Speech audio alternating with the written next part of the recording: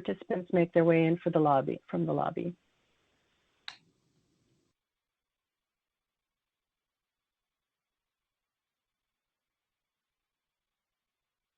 Welcome to the IsoEnergy Limited and Consolidated Uranium Inc.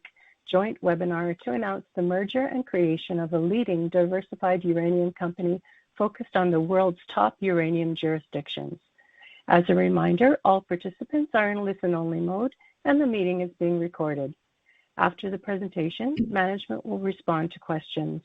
If you wish to submit a question, please click the Q&A icon on the left-hand side of the screen. You will see Write a Question, and you may type your question there. To close the Q&A panel, click the Q&A icon again. I would now like to hand the meeting over to Mr. Tim Gabruck, President and CEO of IsoEnergy, and Mr. Philip Williams, Chairman and CEO of Consolidated Uranium. Please go ahead. Operator, thank you very much, and thanks to everybody for taking the time to join us here today. I'll just start by saying, we're very excited about the combination that we're announcing today between IsoEnergy and Consolidated Uranium. Phil and I are excited to walk through the story a little bit, and we'll just get started quickly. And as the operator said, we'll be happy to take questions at the end. Phil, yeah. So disclaimer, just everybody, please be aware of forward-looking statements. And just again, I am Tim Gabruck. I'm President and CEO of IsoEnergy. Phil's the other person you see up there, Chairman and Chief Executive Officer of Consolidated Uranium, and we'll be going through this presentation together. Good morning. So just with respect to the transaction itself, again, we're incredibly excited for a whole host of reasons, and some of them are listed here.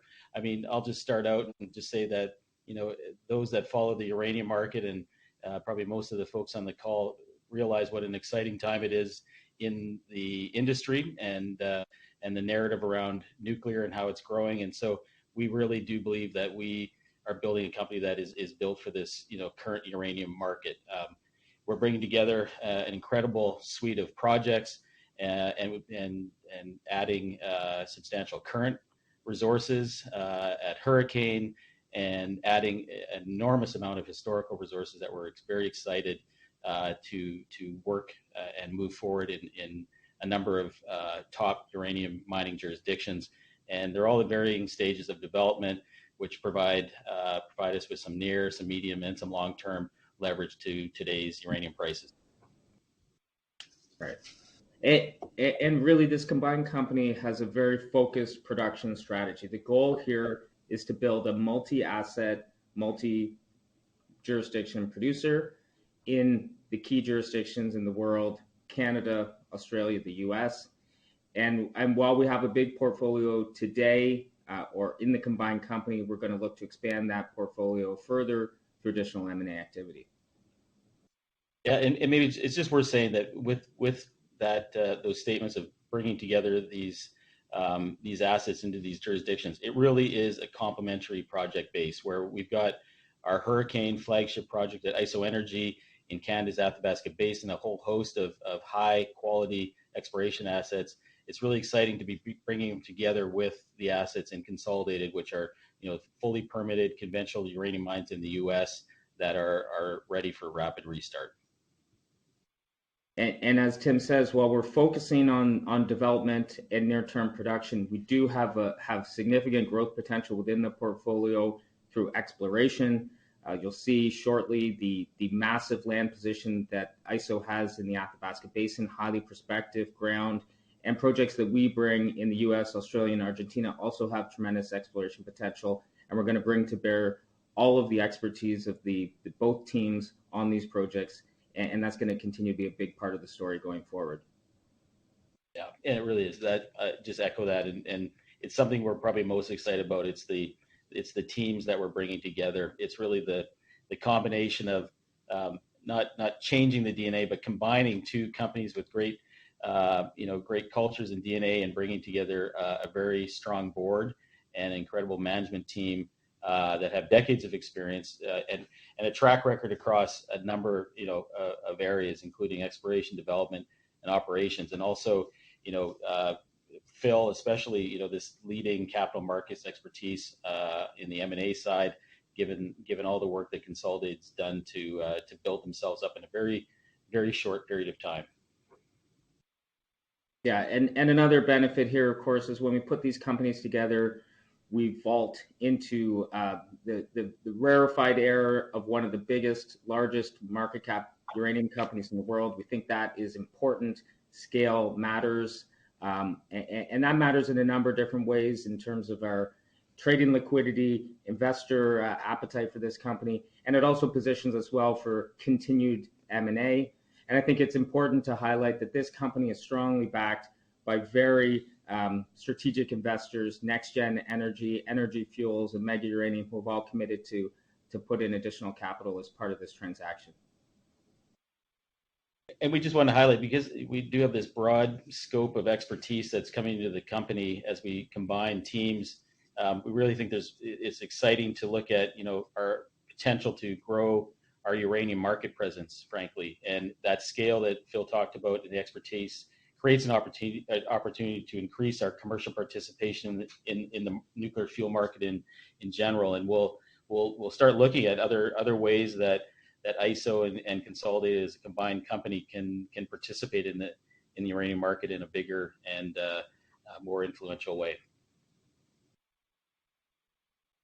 I'll just keep going here quickly. A lot of people on the call probably do have good background in the nuclear story, but it's really, when you start to look at nuclear in general, it's really one of the reasons why we're so excited about this combination, because it comes at an incredible time in the industry, nuclear and uranium industry in particular. So as people have seen, nuclear is getting a whole new narrative, and it's become recognized as crucial in the fight against climate change. There's certainly significant geopolitical shifts underway in the supply of uranium, most notably with Russia and the invasion of Ukraine. It's really resulting in a bifurcation of the uranium market with different influences on supply coming from Russia, Kazakhstan, and how that material gets fed into key parts of the nuclear industry. The Niger coup recently also added some uncertainty, which people saw, just added to some anxiety in the market and change in the market. So all those things, combined with, incredible strengthening of commitments to nuclear, both because of supply issues, but also energy security, geopolitical issues.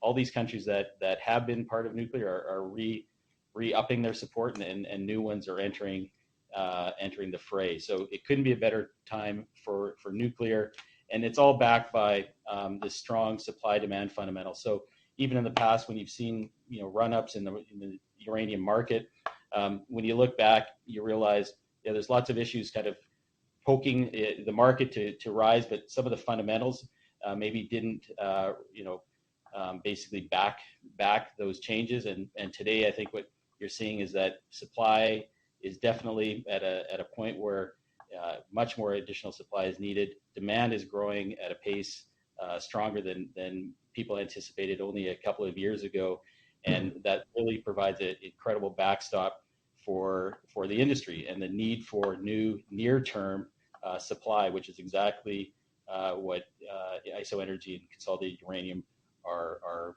looking to provide. Maybe I'll just keep talking just to the benefits of ISO shareholders, benefits to ISO shareholders before flipping it over to Phil. But for us, it's really, this is accretive to our net asset value. It adds this incredible historic mineral resource base and significant potential upside, in the largest uranium resource in the United States with Coles Hill. There's exposure to high quality, near-term producing uranium mines in Utah. That's a very exciting piece for us to have that potential for near-term production. There's certainly a potential re-rating from having that near-term production and the increased scale asset and the diversification geographically, as well as even more exploration upside. And we are fundamentally an exploration company. Phil's expertise in the Consolidated story brings, I think, an M&A expertise that better positions ISO for future growth, and that scale will also position the company for greater access then to capital and provide us with important added liquidity. And thanks, Tim. And from the CUR side, this is very much this transaction is very much consistent with our strategy. Since we started the company 3 years ago, we've been acquiring projects around the world in those better jurisdictions, looking for the best projects. The Athabasca Basin has been a hole in our portfolio, and now we're filling it with one of the top projects, unquestionably in the basin, and a very large exploration land package. We mentioned how complementary these teams are. We'll talk about that in a bit more detail in a second. Adding NextGen to our register, I think, is very critical. They are a leader in the industry, and by virtue of participating in the financing that we've announced, they're demonstrating their commitment and their support to this company, and we think that that's a huge positive for CUR shareholders. Of course, we talked about the scale and our ability to continue with our M&A plans. This larger company, I think, will be more attractive to capital providers and obviously add additional research coverage on the sell side to the name. And I think for CUR shareholders, what they should see is the proportional representation on the board and in management really speaks to the fact that the CUR DNA is all over this story. We're going to continue to be aggressive. We're going to continue to grow this story together with the ISO team. Yeah, and so I can just touch on the transaction details at a high level, and people can certainly read more about this. But the plan, of course, here is to acquire 100% of the shares of Consolidated. Each Consolidated common shareholder will receive 0.5 of an IsoEnergy common share with an implied value of $241 per share. It implies a fully diluted in-the-money equity value of $903 million. ISO and KUR, the shareholders, ISO will own 70.5% of the company on a fully diluted basis, with KUR holding 29.5%. It's KUR's. The deal is subject to shareholder approval for Consolidated. It was mentioned by Phil. We're putting together a great team, and so we'll get into it a little bit more. We've got a couple slides, but we're combining, folks from our board. Richard Patricio will step in, existing board member of ISO, but he'll step in as chairman. Lee Currier will become the vice chairman. We'll have a couple other board members, Chris McFadden and Peter Natupsky will stay on that board. Phil will come onto the board, and we'll add another existing board member from KUR at a later date. We want everybody to stay in here and participate in a company that's growing. Phil will split the role of CEO and president. Phil will come in as CEO of the company. I'll remain as president, and we've got some other folks that are taking leading roles, which we can talk about when the slide comes up.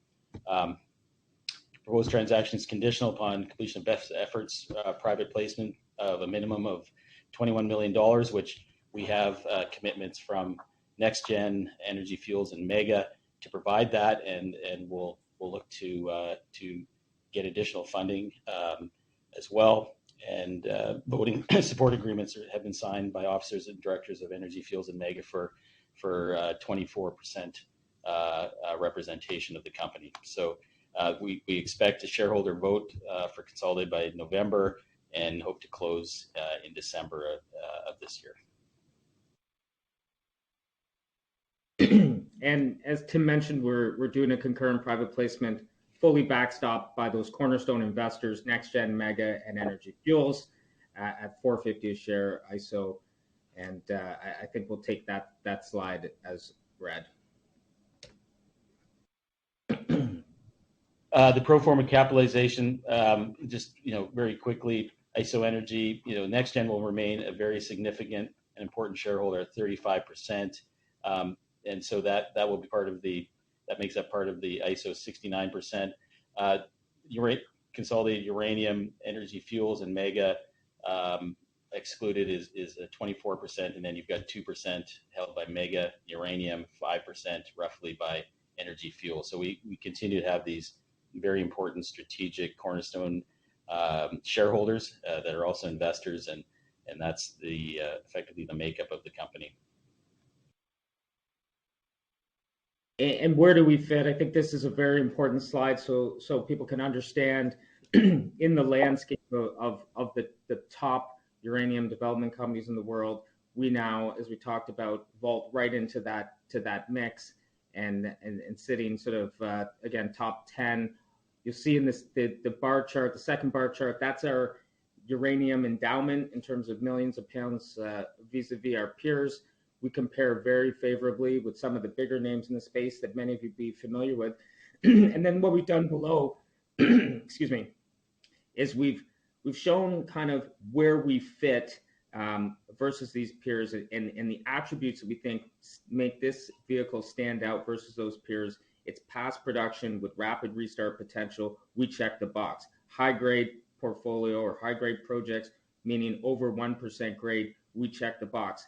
This exploration and discovery focus, again, it's in the DNA of ISO, and we're going to continue on with that. We check the box. Asset diversification, we think that's important. Having multiple projects to advance, check the box. Geographic diversification, check the box, particularly in those top 3 places in the world, Canada, US, and Australia, ultimately giving us a very low geographic risk. We think increasingly investors and utilities alike are looking for companies that have assets, development assets in those regions. We check the box. I think we can probably take this one as read as well, other than just highlighting again, we expect to close early December of this year. And just, on the project, base that Phil just kind of just talked about, I mean, you can just have a look here. The blow up to the right is all of the Athabasca Basin properties that ISO has. So an incredible position, high quality projects, anchored, of course, by our Hurricane deposit at the Larocque East property, which we'll talk a bit more about. But really exciting because, as Phil said, this is a great, amazing portfolio in the top uranium jurisdictions on the planet, in the Canada, the US. You see the projects in Virginia, Coles Hill, and Tony M, and all the projects in Utah, and then the projects that we have in Australia, as well as a couple of projects included in Argentina. And a lot of projects, it's great, and they are great projects. But I think as important as where they are is what are we going to do with them? What's the strategy? And in this slide, we try to encapsulate that. And really, as we mentioned off the top, this is about creating a multi-asset producer in multiple jurisdictions. And so on the right-hand side of this chart, our near-term production potential, we already have 3 mines: the Tony M, the Daneros, the Rim mine, past producing mines. They were in production in that last bull market in 07, 08, and 09. They're ready to go back into production. Now the job is bringing more projects into that near-term production bucket. It starts with Hurricane. Tim's going to talk to you in a second about how we're advancing Hurricane from its current resource into a development scenario, and then moving exploration projects across. So we're going to continue to be very busy in the Athabasca on an amazing portfolio that ISO has, and some of the other projects in Australia and Argentina. And then finally, on the very left-hand side, we have what we refer to our call options. I'm going to spend some time talking about these 2 projects. These are top-tier projects that have historical impediments to development. We think there's a very good chance that we can move these projects ahead, overcome those challenges. And if we can, they move instantly into that development, those development box, that development area, and then ultimately towards production. We're also going to continue to be very busy on the M&A front. I think if you've seen anything from CUR over the last 3 years, including this transaction today, this is very much a skill set and expertise of our company that we bring here, and don't be surprised if we add as we go here from this enhanced platform. Great. So yeah, maybe stepping right into IsoEnergy's assets and Hurricane. Really, we have over 20 high quality properties in the Athabasca Basin on predominantly the eastern side. Our flagship again is the Hurricane deposit. It has the highest indicated resource of any deposit on the planet, 34.5% uranium for almost 50 million pounds, 48.6. We have a lot of other very prospective properties that as we've fully delineated or effectively delineated out Hurricane, although we continue to look for and do more work on it. We've got projects that we've turned our attention to on the exploration side: Hawk, East Rim, Evergreen, Geiger. The ones you see on the side here. There's a lot of work that's been done in the last couple of years on geophysical work to identify the best targets, and we've been doing extensive exploration programs over the last couple of years to do drilling into the properties that we like the most, and we're just finishing up our summer program right now. Next slide, Phil. Yeah. So Hurricane, just to highlight it, I mean, it is an amazing deposit. The highlights of it, of course, the mineralization, the grade. It is relatively shallow, 325 meters, compared to, you can see at the bottom the diagram of other historic properties in the basin. So it's really just to say that it doesn't have any impediments at 325 meters. It's quite shallow, even compared to Cigar, MacArthur, Phoenix of Denison. And the infrastructure, we're in the eastern part of the basin. So if you're going to find a deposit like this, you want it in the eastern side where there's lots of roads and power, all in that corridor along where, you know, the MacArthur River, Cigars, Rabbits have been developed over the years, and that infrastructure has followed. There's also no water at surface, which is a big benefit to anyone that's been in this part of the world. There's a lot of water. If you don't have it at surface, it's quite a benefit. There's a lot of innovation, and Phil mentioned, you know, how are we taking this forward? We have done work on internal concept studies on looking at mining methods. How would you best, mine this ore body? It's a typical unconformity hosted deposit, sitting right on top of the granitic basement rock, and sitting mostly inside the unconsolidated sandstone. So very similar to a Cigar Lake, very similar to a Phoenix. So we're looking at a lot of innovation around mining methods, which we can get into in another presentation when we have more time, but some really exciting, interesting stuff on how to mine a deposit like this. There's also an interesting border story there. I'll talk about it in the next slide, but really just to highlight again, it's in just the best geopolitical jurisdiction on the planet for uranium in Saskatchewan, and that's become even more important given stuff that's happened over the last number of years, whether it's Russia in Ukraine or even Niger. It's a very stable, good geopolitical location. Just as I mentioned, there's a story around the border. So you can see the plan view of the deposit on the left side. You know, the highest grade deposit part of the deposit goes right up against that blue line, the border. That's a Cameco Orano property, Dawn Lake. Lots of exploration been done on the other side over the last year or so since we discovered Hurricane. So there's definitely a story developing over there. You know, it's not our story to tell or our timeline, but you know, for us, we're taking steps to go forward towards, you know, eventually doing a PEA in the not too distant future on Hurricane to see, you know, what is the best mining method, what is the economics around doing this by ourselves if we have to. There's definitely a viable route there. Of course, at the same time, as time goes on, we'll see what happens on the other side of the border, and I'm sure there's, you know, interesting discussions to be had there in the future as well. Thanks. All right, now we'll turn our attention south of the border. We're looking at a map here of southeastern Utah.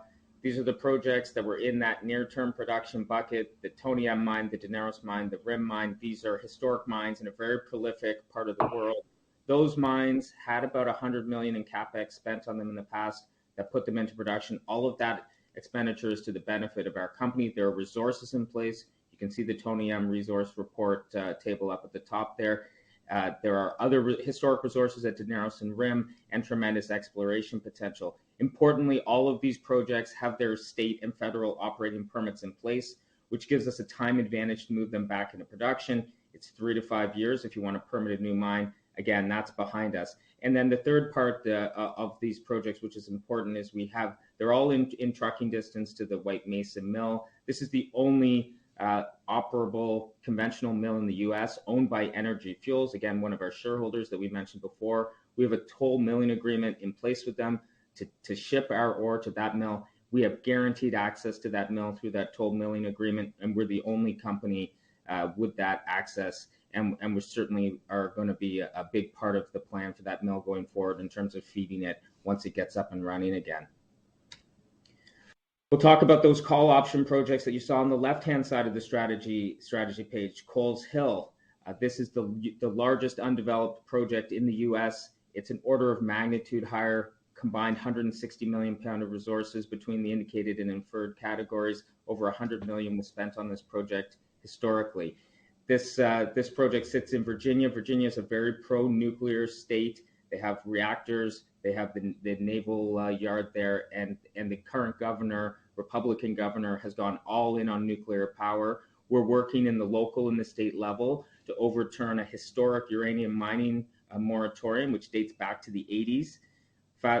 Today, there's significant bipartisan support for nuclear power, of course, in the country, but also for untapping the deposits in the country and getting domestic production back up to historic levels. Currently, there's de minimis production in the U.S., so we're encouraged about the opportunities here. Again, this is a company-making deposit if we can overcome the historic permitting issues.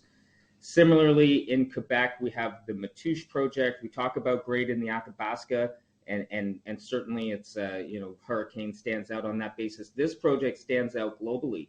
So when we list the highest grade deposits outside of the Athabasca Basin, Matoush is at the top of the list. You can see it in that bar chart at almost 1% U3O8. That's very, very high grade by global standards.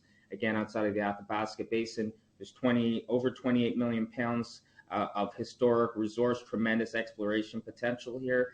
Again, this project had a historical impediment to development. The previous owner was not able to get support from the local First Nations community. We're working on that on a very grassroots level. We're developing our relationships in the community.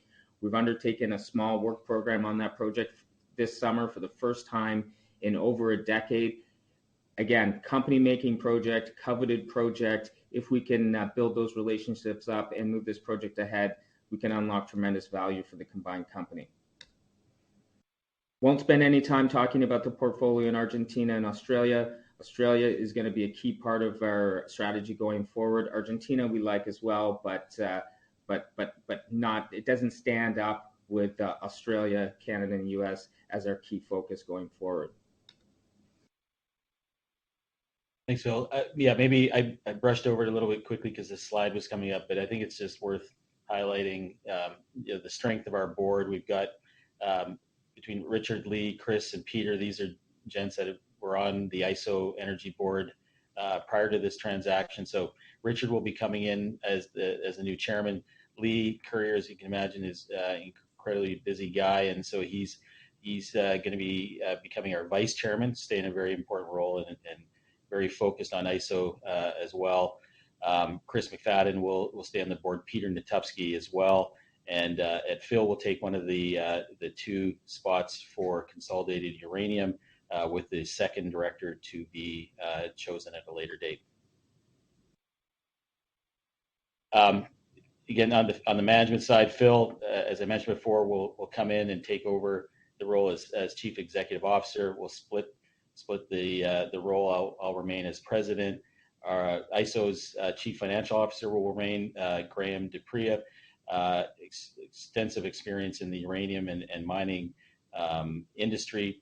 Daryl Clark, who has been our vice president of exploration, extensive experience on the exploration side, but also on the development and operations, running operations. He'll take an expanded role as executive VP exploration and development.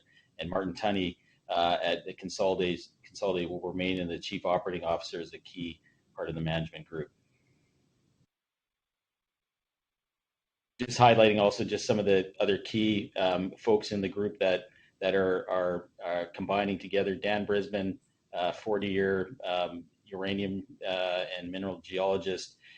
He's currently our manager of exploration. He'll take on a expanded role as VP of exploration, focusing, of course, still in Saskatchewan, but also in some of these other jurisdictions. So an expanded role there. Elizabeth Williamson remain as corporate secretary and an advisor. Dave Thomas is someone who's come on a couple of years ago at IsoEnergy. Again, another 40-year plus, geologist with, just a guru in the Saskatchewan Athabasca Basin on the uranium side. He's dedicated to us, to IsoEnergy as on the uranium side, and then a couple of advisors that Phil already talked about. Tracy Primo I think will be incredibly important, especially in working on some of these projects in Quebec, but also across the company on some of the projects that we have that require her expertise. And Jason Atkinson will be coming in from Consolidated as VP Corporate Development. Yeah, and I would just highlight that when you look through these slides, you can clearly see it's a combination of the two companies, and it really is that, and our skill sets are very complementary, and I look forward to these teams working together. I think we're going to have a lot of fun and a lot of success.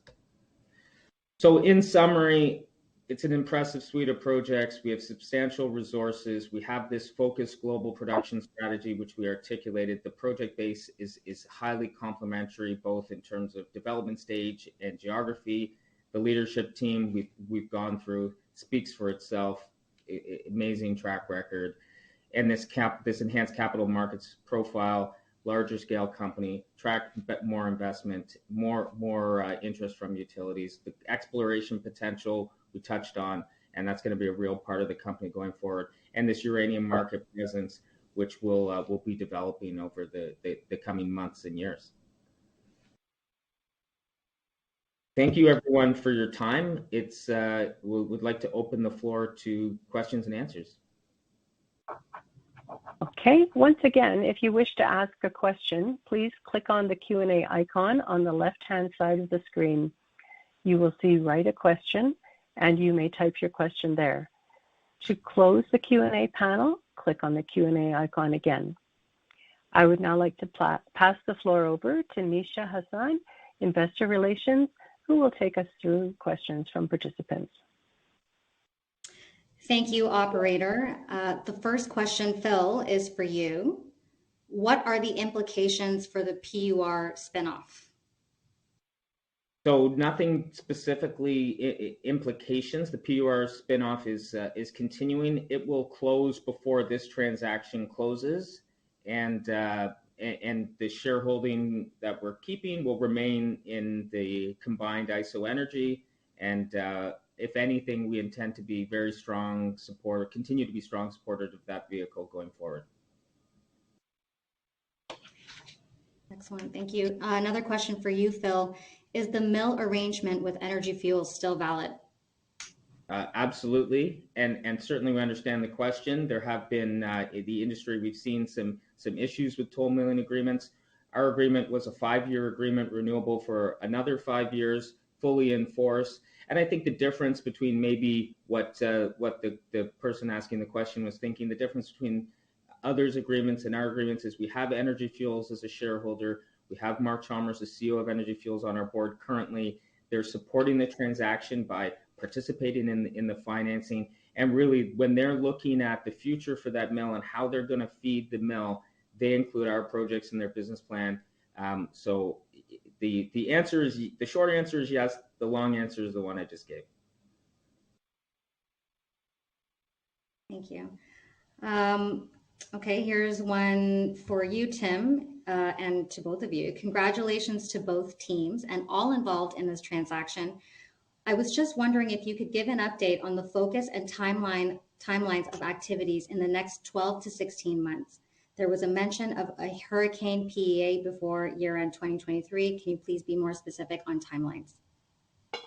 Yeah, sure. Thanks. So look, we are doing a lot of work on hurricane kind of behind the scenes. We've done some internal concept studies, really focusing on mining methods and what would be the best way to take hurricane forward on a standalone basis. Again, it's quite shallow, 50 million pounds. There's a lot of really great innovative work going on in the basin right now. You look at ISR being deployed by Denison, the Sabre from surface jet boring method that's been developed by Orano. So we're looking at what would be the best way to take it forward. We've done some of that work, high level concept studies. Out of that has come a lot of questions on further technical questions that we want to answer before making a decision to advance to a PEA. We'll make that decision in the months to come. Not before the end of 2023, if that was implied, but it's a decision we're looking at making once we get some of these answers to some of these technical questions on and really focus in on which method we want to want to go with, and then hopefully, yeah, some exciting things ahead in 2024. Thank you. Good transition from that question. Next one for you, Phil. What is the near-term focus for CUR project-wise? Sure. I mean, it's going to continue with the focus that we've had today, which is really on those Utah U.S. projects. We've just finished a drill program at Tony M, and we're going to continue to work on those projects, getting them production ready. We're working on some, again, similar to what ISO is doing, some internal studies around costs, and also doing some of the pre-permitting work that needs to happen in order to turn those mines back on, including opening up the portals, ventilation of the underground, and then I think we're going to continue to look at growing those resources through future drilling. But that will be the main focus for the CUR assets in Utah, and then for Coles Hill and Matoush, it's about working in the background to look at overcoming those historical impediments. Thank you. Carrying on from that, Phil, another one for you. What is the estimated date of first production from existing CUR assets? So look, I can't give a date here today. We're very much tied to the restart date for the Energy Fuels mill. If I had to guess, and it'll be a function of the uranium price as much as anything, but also the time it takes to turn that mill back on. I think we're about 12 months out. Okay, another question for you, Phil and Tim. What uranium price do you need to give you confidence on making a production decision? Well, I think that's probably directed at me, given that we have projects that could move back ahead very quickly. And again, it's tied back to the price that Energy Fuels will require to turn that mill on. The number that they're talking about is in that sort of $75 to $80 range. So we're getting close, and we think we're going to get there pretty soon. Thank you. One for both of you. How will responsibilities be divided between the president and the CEO?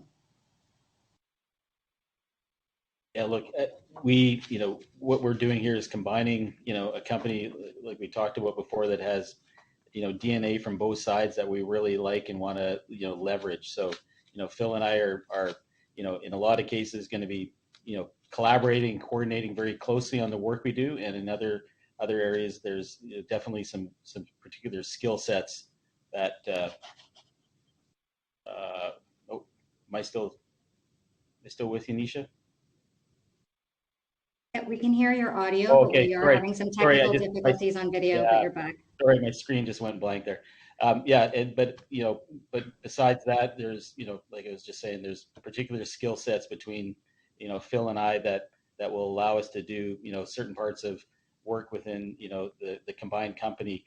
There's a lot of work to be done. If, the idea is not to put these together and do less work. It's to put them together and do more, using the resources, the asset base, the diversified portfolio. So we're both going to be incredibly busy, and we're both going to take leadership roles in this company in our in particular areas, and more to come on that. Thanks, Tim. Thank you. Yeah, no, Tim, I think you characterized it correctly. I think that we have a lot to do. There's more than enough work to go around. I think we're going to lean into the skills set that we each have, and with my background on strategy and M&A, and Tim's background in the uranium market, I think those are going to be important roles for each of us to play. But this is really about rolling up our sleeves and getting the job done. We both have relatively lean teams, and so everyone gets involved in every aspect of the business. And again, it's going to be very collaborative. Thank you both. We have a few questions on regulatory requirements. This one says, just wanted to get your take on the regulatory requirements here. The October 19th timeline to close is pretty clear. Just wondering if there is anything on the regulatory side that risks that timeline, or do you see this as a pretty straightforward from here on? Yeah, and to be clear, that's the closing of the financing. If I could just get us back to that timeline slide. We're looking to close the transaction before the end of the year. The 19th is the closing of the financing. We've done a lot of work on the regulatory approvals that have been required. We're very comfortable about hitting that timeline. We don't need FIRB approval. We don't need, which is Australia. We don't need Argentina approval. There are CFIUS filings with respect to the U.S. assets that need to be made, which we're very confident. We bought these assets previously and went through that process, so we're very confident in the regulatory side. We put some buffer into the transaction outside date again, but we've spent quite a bit of time on the analysis up front, so we're comfortable of hitting the December date, and again we have a bit of buffer built in. Yeah, and I think it's probably worth saying, Phil, like these are two Canadian companies, so anything in the U.S., it's not as though you're coming in from another jurisdiction. It's coming in from the same jurisdiction. Thank you. Tim, we have a question for you. What is the exploration plan for Athabasca assets? For example, drill meters planned, number of drills. Yeah, like we're just coming out of a really great summer program. We're still have people up north having just done right around 6,000 meters. We're coming out of that. We're just starting our analysis on the work that's been done. We did a lot of geophysical work, did some really exciting stuff. Wish we had more time to talk about, but some new technology that we've been exploring that's been really exciting. So that all of that kind of dictates sort of what we'll do for the upcoming winter program. But over the last couple of years, we've had very consistent, large scale drill programs. We've had a couple of drills typically going. I suspect, as we go through budget cycle and we get results and we start to plan out our program with Daryl and Dan, we'll probably expect to have a very similar size program in the winter, but more to come on that as we get more results and determine where we want to focus our efforts into the winter.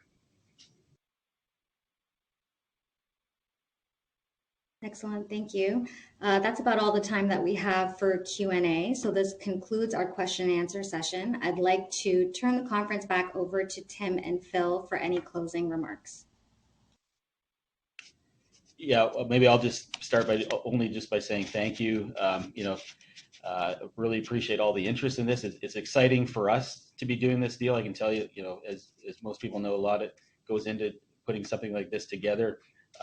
The process has been great. It's been fun to go through because it's been very collaborative, working with Phil and the team, and so we're really excited about what combining these two teams can do. We have a lot of exciting, experienced horsepower here, and great assets and a great team, and we think there's really exciting times to come. Yeah, I would echo that.